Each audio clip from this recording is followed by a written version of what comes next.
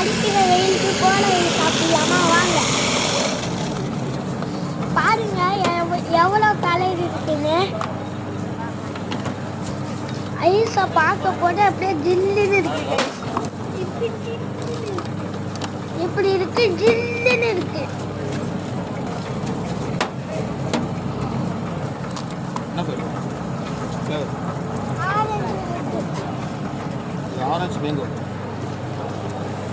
colour கலரா இருக்குங்க நம்மளுக்கு என்ன கலர் பிடிச்சிருக்கோ அந்த கலரை நம்ம செலக்ட் பண்ணிக்கலாம்